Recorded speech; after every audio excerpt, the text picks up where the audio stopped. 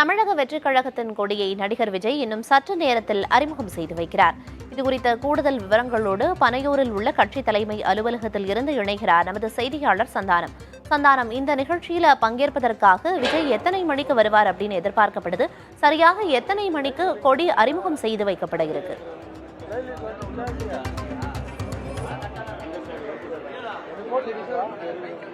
மிகவும் எதிர்பார்ப்புக்கு உள்ளாகி இருக்கக்கூடிய தமிழக வெற்றி கழகத்தினுடைய கட்சி கொடியை கட்சியினுடைய தலைவர் பணியவர்கள் இருக்கக்கூடிய இந்த கட்சியில் தான் இங்கு தான் ஏற்ற இருக்கிறார். சரியாக கட்சியினுடைய தலைமை சார்பில் நேற்று அவர் வெளியிட்ட அறிக்கையில் காலை 9:15 மணி முதல் இந்த கட்சி கொடி என்பது அறிமுகம் செய்யப்படும் என்று தெரிவித்திருந்தாலும் கூட நமக்கு தற்போது கட்சியினுடைய மூத்த நிர்வாகிகளிடம் கிடைத்திருக்கக்கூடிய தகவல் படி அவர் 10:30 மணி முதல் 11 மணிக்குள்ள இந்த கட்சியினுடைய கொடியை அறிமுகம் செய்வதற்கான வாய்ப்பு என்பது இருப்பதாக தெரிகிறது. சரியாக 8:30 மணிக்கு தன்னுடைய வீட்டிலிருந்து புறப்பட்டு கட்சி அலுவலகத்திற்கு வரக்கூடிய அவர் இந்த கட்சியினுடைய கொடியை 10:30 மணி முதல் 11 மணிக்கு உள்ளாக கட்சியினுடைய கொடி, கட்சியினுடைய பாடல் ஆகியவற்றை வெளியிட திட்டமிட்டிருக்கிறார். இந்த நிகழ்ச்சியில பார்த்தோன்னா கட்சியின் சார்பாக ஏற்கனவே உறுப்பினர் சேர்க்கை தொடங்கும் போதே ஒரு உறுதிமொழி என்பது கட்சியினுடைய உறுதிமொழியாக வெளியிடப்பட்டது. அதாவது குறிப்பாக பார்த்தோன்னா அந்த உறுதிமொழியில சுதந்திர போராட்ட வீரர்கள், மொழிபெயர் தியாகிகளுக்கு மரியாதை செலுத்தும் விதமாகவும், அதே போன்று நாட்டினுடைய இறையாண்மை, அதே போன்று சாதி வேறுபாடு கடந்து செயல்படுவேன் உள்ளிட்ட கருத்துக்கள் அடங்கிய ஒரு உறுதிமொழி என்பது கட்சியினுடைய உறுப்பினர் சேர்க்கையின் போதே கட்சியினுடைய உறுதிமொழியாக வெளியிடப்பட்டது. அந்த வகையில் இன்று கட்சியினுடைய கொடி அறிமுகம் செய்யப்பட்ட பின்பு இந்த உறுதிமொழி என்பது கட்சி சார்பாக எடுக்கப்பட இருக்கிறது. இந்த நிகழ்ச்சியில 5 பேர் உரையாற்ற இருப்பதாக நமக்கு தெரிய வந்திருக்கிறது. கட்சியினுடைய பொதுச் செயலாளராக இருக்கக்கூடிய புசியானந்த் வரவேற்புரை ஆற்ற இருக்கிறார். அதனைத் தொடர்ந்து கட்சியினுடைய இணை பொருளாளர் இணை செயலாளர்களாக இருக்கக்கூடிய மாநில இணை செயலாளராக இருக்கக்கூடிய 2 என 4 பேரும், கட்சியினுடைய தலைவராக இருக்கக்கூடிய விஜய் என 5 பேர் இந்த நிகழ்ச்சியில உரையாற்ற திட்டமிட்டிருக்கிறாங்க. 4 பேர் பொதுச் செயலாளர் உட்பட 4 பேர் 2 நிமிடங்களும், அதனைத் தொடர்ந்து கட்சியினுடைய தலைவராக இருக்கக்கூடிய விஜய் 5 நிமிடங்கள் உரையாற்ற திட்டமிட்டிருக்கார். நம்ம ஏற்கனவே சொன்னது போல இந்த சிவப்பு மற்றும் மஞ்சள் ஆகிய 2 வண்ணங்கள் அடங்கிய இந்த கொடியை கட்சியினுடைய தலைவர் விஜய் வெளியிட்டிருக்கிறார். அந்த கட்சியின் கொடியின் மத்தியில 2 போர் யானைகள், அதன் மத்தியில வாகைப்பூ இடம்பெற்று நமக்கு தெரிய வந்திருக்கிறது. அந்த கட்சியினுடைய கொடியில் இருக்கக்கூடிய வண்ணங்களுடைய விவரத்தையும், அதே போன்று கட்சியினுடைய சின்னங்களுடைய விவரத்தையும் அவர் விரிவாக தெரிவித்த பின்பு கட்சியினுடைய கொள்கை குறித்தான அறிவிப்புகளை தொடர்ந்து மாநாட்டில் பேச இருக்கிறேன் என்று தன்னுடைய உரையை முடிக்க திட்டமிட்டிருப்பதாகவும், சரியாக ஒரு 5 நிமிடங்களுக்குள்ள தன்னுடைய கட்சியினுடைய கொடியினுடைய விவரத்தையும், அடுத்த கட்ட கட்சியினுடைய செயல்பாடு எப்படி இருக்க போகிறது, தன்னுடைய அரசியல் பாதை எப்படி போகிறது என்பது குறித்து சுருக்கமாகவும் மாநாடுல விரிவாக பேச இருக்கிறேன் என்பது குறித்தான ஒரு மாநாடு குறித்தான ஒரு அறிவிப்பையும் என ஒட்டுமொத்தமாக ஒரு 5 நிமிடங்கள்ல ஒரு உரையை ஆற்றுவதற்கு விஜயும் திட்டமிட்டிருப்பதாக நமக்கு தெரிய வருகிறது. நமக்கு கிடைத்திருக்க தகவல்படி அவர் சரியாக 8:30 மணி முதல் 9 மணிக்குள்ளிருந்து வீட்டிலிருந்து புறப்பட்டு 11 மணிக்கு முன்பாக இந்த கட்சியினுடைய நிகழ்ச்சிகளை முடிக்க திட்டமிட்டிருக்கிறார்கள். சந்தானம், மாநாடு நடத்துவதற்கான பணிகளை ஒருபுறம் நிர்வாகிகள் மேற்கொண்டு வரக்கூடிய நிலையில் அதற்கு முன்னதாக இந்த கொடியேற்ற நிகழ்வு நடைபெற இருக்கிறது. ரசிகர்களுடைய நிர்வாகிகளுடைய வருகை அங்கு எப்படி இருக்கிறது? பாதுகாப்பு ஏற்பாடுகள் எவ்வாறு செய்யப்பட்டிருக்கு?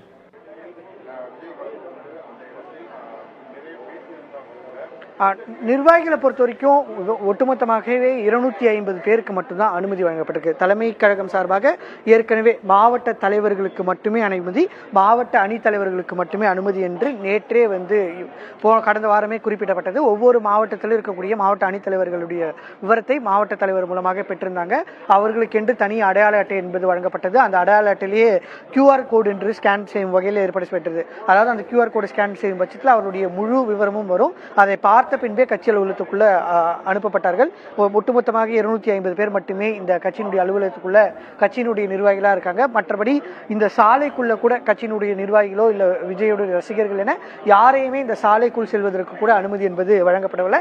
அதே போன்ற பணியில் இருக்கக்கூடிய வீட்டுகளிலும் பாதுகாப்பு பணியில் போடப்பட்டு யாரையும் அனுமதிக்கல. காலை 6:30 மணிக்கெல்லாம் மாவட்ட தலைவர்கள், அணி நிர்வாகிகள் கட்சி அலுவலகத்துக்குள்ள வந்திருக்காங்க. அவங்களுக்கு இங்கே காலை உணவு என்பது வழங்கப்பட்டு தற்போது அனைவருமே அவர்களுடைய இருக்கையில் அமர வைக்கப்பட்டிருக்கிறார்கள். கட்சியினுடைய தலைவர் விஜய் நேரடியாக வந்தவுடன் அவர்கள் மத்தியில் உரையாற்ற இருக்கிறார். உறுதிமொழி எடுத்தவுடன் கட்சி கொடியை அறிமுகம் செய்ய இருக்கிறார். இப்படிதான் ஒரு திட்டம் என்பது வகுக்கப்பட்டிருக்கிறது. கிட்டத்தட்ட ஒரு 45 நிமிடங்கள் இங்கு திட்டமிட்டிருக்கப்பட்டிருக்காங்க. LED ஸ்கிரீன் ஒன்று அமைக்கப்பட்டிருக்கிறது. கட்சியினுடைய கொடிப்பாடல் லிரிக்கல் வீடியோவும் தயார் செய்யப்பட்டிருப்பதாக தெரிகிறது. அந்த வீடியோ LED திரையில ஒளிபரப்பு செய்யப்பட இருப்பதாகவும் நமக்கு தெரிய வந்திருக்கிறது. நிச்சயமா விழாவுக்காக என்னென்ன ஏற்பாடுகள் எல்லாம் செய்யப்பட்டிருக்காங்க அப்படிங்கிற விவரங்களை குறிப்பிட்டீங்க சந்தானகுமார். குறிப்பா விஜயோட அரசியல் வருகை அப்படிங்கிறது தமிழக அரசியல்ல என்ன மாதிரியான தாக்கத்தை ஏற்படுத்தும் அப்படிங்கிற எதிர்பார்ப்பு இருக்கு?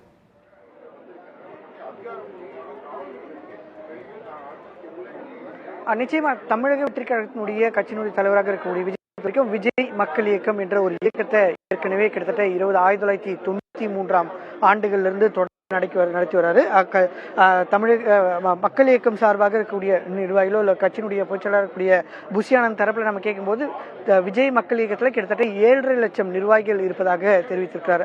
அதே போன்று இந்த உறுப்பினர் சேர்க்கை தொடங்கிய போது ஆன்லைன் மூலமாக 48 லட்சம் நபர்கள் உறுப்பினர்களாக சேர்ந்தாங்க. அதாவது கட்சியினுடைய சார்பில் தெரிவிக்கப்படும் போது அவருடைய வாக்காளர் அட்டையை எடுத்து வாக்கு செலுத்தும் போது தவிர மற்ற எந்த நேரத்திலையும் வாக்காளர் அட்டையை எடுக்காத மக்கள் இந்த உறுப்பினர் சேருவதற்காக வாக்காளர் அட்டையை எடுத்து 48 லட்சம் நபர்கள் ஆன்லைன் மூலம் சேருவதற்கு அந்த அளவுக்கு மக்கள் மத்தியில் மிகப்பெரிய வரவேற்பு என்பது இருக்கிறது என்று ஒருபுறம் கூறுகிறார். அதுபோல நமக்கு தெரியும் இன்றைய தமிழ் சினிமாவில் மிகப்பெரிய ரசிகர் பட்டாளத்தை வைத்திருக்கக்கூடிய ஒரு நடிகராகவும் கடந்த 5 ஆண்டுகளில் தமிழ் சினிமாவில் அனைத்து படங்களுமே மிகப்பெரிய வெற்றி என்ற ஒரு தரப்பிலும் இருக்கிறது.